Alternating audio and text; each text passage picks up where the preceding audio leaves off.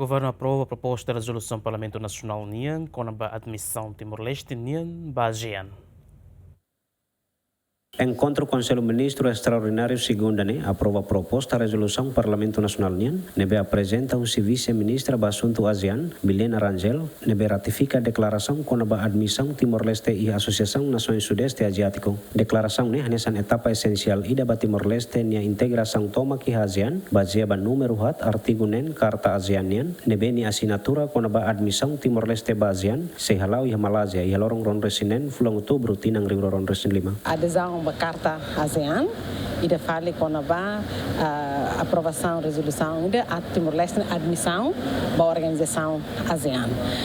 Acordo principal ruane importante tebes nessa acordo solene que tem que lori a aprovação e Parlamento Nacional para ratificar.